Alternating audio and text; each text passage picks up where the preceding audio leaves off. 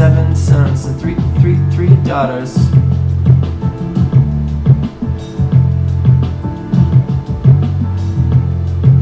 His substance also was 7,000 sheep and 3,000 camels and 500 yoke oxen and 500 she-asses and a great very household, so that this man was the greatest of all the men that existed in the east. And his sons went and feasted in their houses, every one his day, and sent and called after the 3 sisters to eat and drink with them. And it was so, when the days of the feasting were gone about, that Job sent and sacrificed them, and rose up early in the morning, and offered burnt offerings according to the number of them all. And Job said, yeah, we offer burnt offerings according to the number of them all. For Job said, it may be that my sons sin.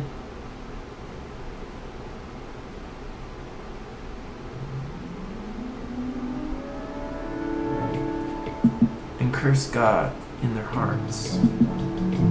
Thus did Job continually. Now there was a day when the sons of God came to present themselves before the Lord. And Satan came also among them, because he was just kind of a little bit bored. And God said to Satan, whence comest thou? Then Satan answered the Lord, and he said, right now, from going to and fro in the earth, and from walking up and down in it. And the Lord said unto Satan, hast thou considered my servant Job, that there is none like him in the earth, and perfect and upright man of free birth, one that feareth God and escheweth evil? Yeah, he lived inside a steeple. And Satan answered the Lord and said, doth Job fear God for naught? Hast thou made an hedge about him, and about his house, and about all that be on every side? Thou hast blessed the work of his hands, and his substance increased in the land. But put forth thy hand now, and touch all that he hath, and he will curse thee to thy face. And then the Lord said to Satan, behold, all he hath is in thy power, only upon himself put not forth thine hand. So Satan went forth from the presence of the Lord. Yeah. And there was a day when his sons and his daughters were eating and drinking wine in their eldest brother's house. And there came a messenger unto Job, and said, the oxen were plowing, and the asses feeding beside them, and the Sabeans fell upon them, and they took them away, yeah, they have them slain, yeah, and servants in the edge of the sword, yeah, and I escaped, yeah, alone to tell thee. And while I was yet speaking, there come unto me another said, the fire of God is fallen from heaven, in the head hath burned up to the sheep, the servants consumed them, and I only escaped alone to tell them and weep. While he was yet speaking, there also came another, and said, Chaldeans made 3 bands, and fell upon the camels, and carried them away, yea, and slain the servants with the edge of the sword, and I am only escaped alone to tell thee. While he was yet speaking, well, there also came another, and said, thy sons and thy daughters were eating and drinking wine in the eldest brother's house so fine. And behold, there came a great wind from the wilderness, and smote the 4 corners of the house, and it fell upon the young men, and they are dead. And I only am escaped alone to tell thee, Lord. Then Job arose, rent his mantle, and shaved his head, and went upon the ground, and worship. He dipped and said, naked came I out of my mother's womb, and naked shall I return thither. The Lord gave, and the Lord hath taken away. Blessed be the name of the Lord. In all this Job sinned not charge God foolishly. And now you can see that Satan and God's plan is coming together. Yeah, they're bringing it together. They're gonna see if Job can withstand the weather, the pestilence, boils, and and all of that stuff. They're gonna take away his house and he's not gonna say, enough, I give up. No, that's not how the story's gonna go. You will see, it will come to be, it will come to pass that he will find himself free and have for more than tenfold. He will have more than he did know, and his wife will return in perfect health, and his children too, and what about that? And God will say, congratulations, you're one of my greatest servants in the world, and I can't believe what you did for me, and I really do receive it. But let's keep going, let's keep reading. It's kind of a long verse, and we'll keep on reading. So let's get going to chapter 2, shall we?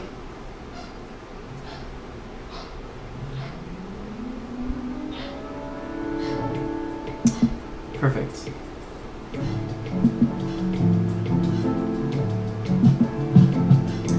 Again there was a day when the sons of God came to present themselves before the Lord. And Satan came also among them to present themselves before the Lord. And the Lord said unto Satan, hence comest thou? And Satan answered the Lord and said, from going to and fro in the earth and out, and walking up and down in it, yeah.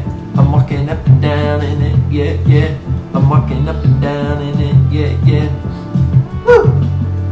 And the Lord said unto Satan, hast thou considered my servant Job, that there is none like him on the earth, and a perfect and upright man, one that feareth God and escheweth evil, and still he holdeth fast his integrity, although thou movest me against him to destroy him without cause. And Satan answered the Lord and said, skin for skin, yeah, all that a man hath will he give for his life. But put forth thy hand now, touch his bone and his flesh, and he will curse thee to thy face. And the Lord said unto Satan, behold, he is in thine hand, but save his life, and he will understand. So went Satan forth from the presence of the Lord, and smote Job with sore boils, and sore on his foot unto his crown. And he took him potsherd, and scraped himself withal, he sat down among the ashes. Then said his wife unto him, dost thou still refrain thy integrity? Will you not sin? Curse God and die. But he said unto her, thou speakest as one of the foolish women speaketh. What shall we receive good at the hand of God, and shall we not receive evil? In all this did not Job sin with his lips. Now when Job's 3 friends heard it all of this, evil was come upon him. They placed every from his own place, Eliphaz and Temanite and Bildad, Shuhite and Zophar and Nahamatite, for they had made an appointment together to come born with them and to comfort him forever. And when they lifted up their eyes afar off and knew him not, they lifted up their voice and wept. And when they ran every one of his mantle and sprinkled dust upon their heads toward heaven, they sat down with them upon the ground 7 days and 7 nights. None spake a word not unto him, for they saw that he was all right. Yet his grief was very great, but it's okay, because the Lord came that day. So let us continue to chapter 3. Let us see what we can see. Let us see what we can see. Yeah. After this opened his mouth, Job opened his mouth and cursed his day. And Job spake and said, let the day perish wherein I was born, and the night which I was said, there is a man child conceived. Let that day be darkness, let not God regard it from above, neither let the light shine upon it. Because we only live in love, because God is love. Let the day be darkness, let not God regard it from above, neither let the light shine upon it. Because we love, let darkness and the shadow of death stain it, and a cloud dwell upon it. Let the blackness of the day terrify it.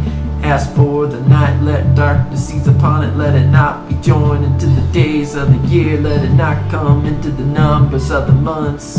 Lo, let the day be solitary, and let no joyful voice come therein.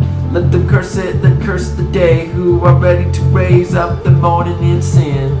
Let the stars of the twilight thereof be dark, and let it look for the light but have none.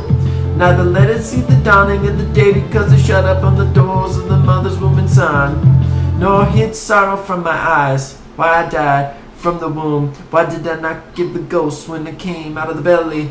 Why did the knees prevent me? Why did the breast that I should suck? For now, for now, for now, for now, I should have lain still and been quiet, quiet, quiet. I should have slept. Then had I been at rest with kings and counselors of the earth, which built desolate places for themselves, so the princes had gold and filled their houses with silver. Or as an hidden and timely birth had not been, as infants which never sought light. There the wicked cease from troubling, and there the weary be at rest, and there the prisoners rest together.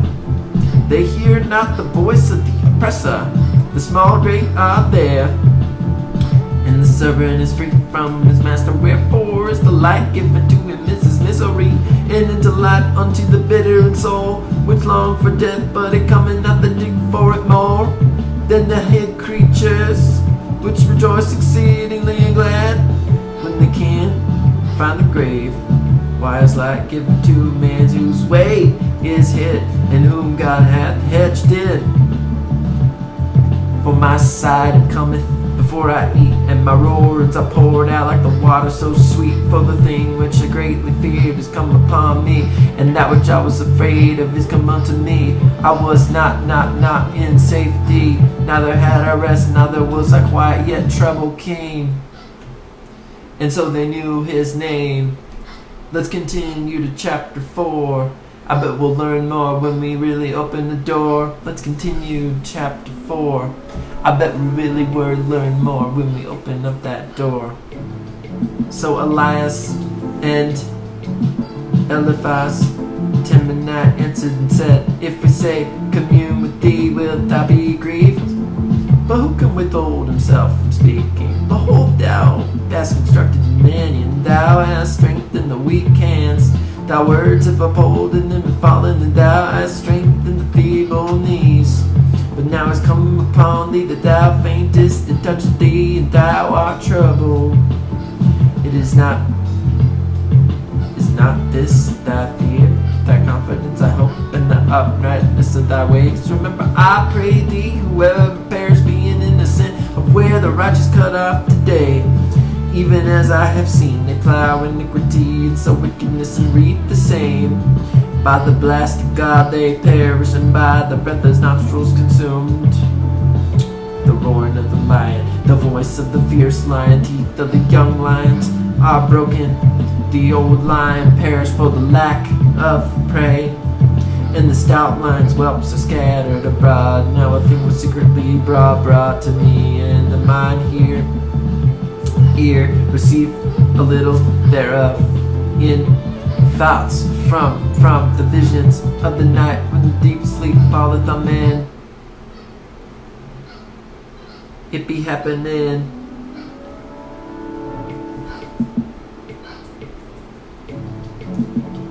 Yeah, it be happening. Fear came upon me and trembling, which made all my bones to shake. Then the spirit passed before my face, and the hair of my flesh stood up. It stood still, but I could not discern the form thereof. An image was before my eyes, and there was silence, and I heard a voice saying, Shall mortal man be more than a disguise? Or shall a man be more than his maker? Behold, he put no trust in his servants, has burnt angels charged with folly. How much less in them that dwell in houses of clay, whose foundation is in the dust, who crush before the mouth of the destroyer from the morning to evening. They perish for whatever without regarding it. Doth not their excellency, which is in them, go wet way? They die even without wisdom. Yeah, that's what Job had to say.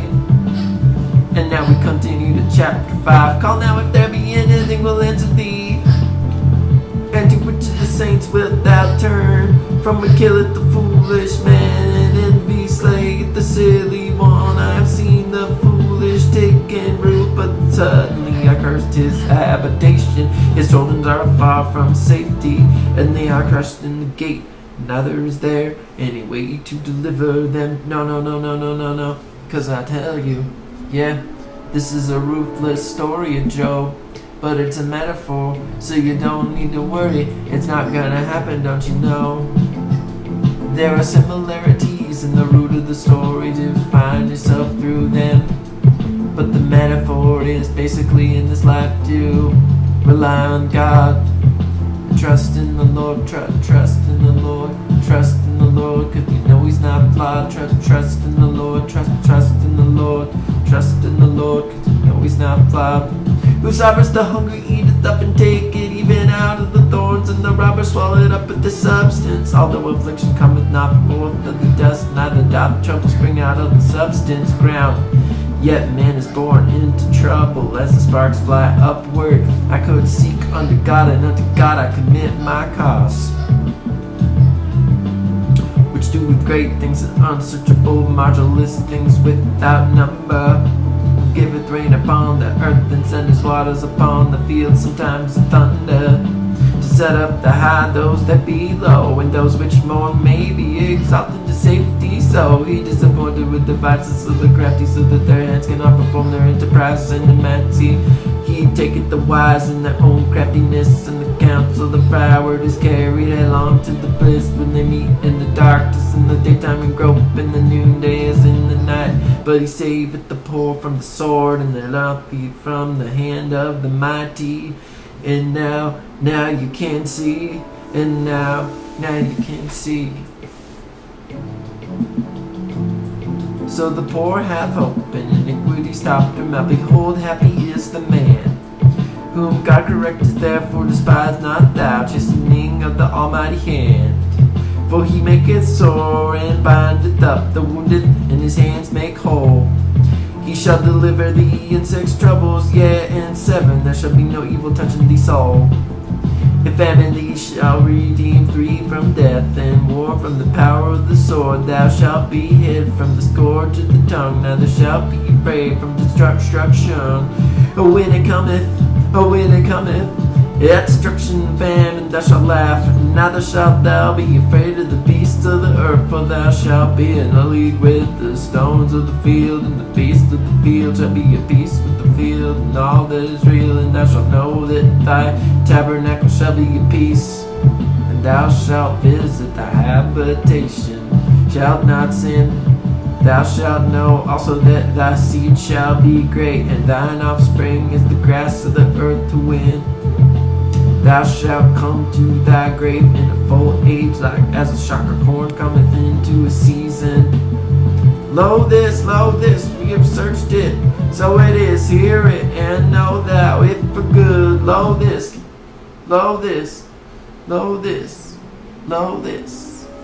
Yeah. We have searched it. Lo this, we have searched it, so it is. Hear it, and know those it, thou it, and for thy good. Chapter 6. But though, but did you about?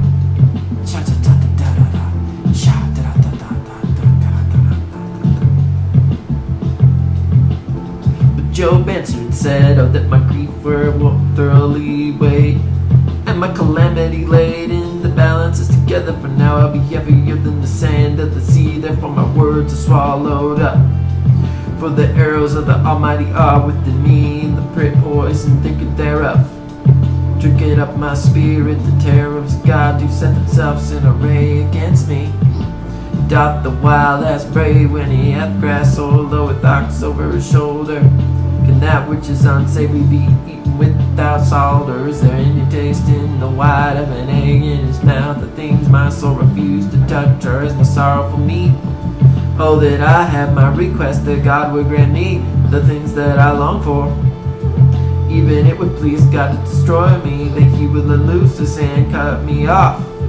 Then should I yet have comfort, yet I would harden myself in sorrow, let it not spare.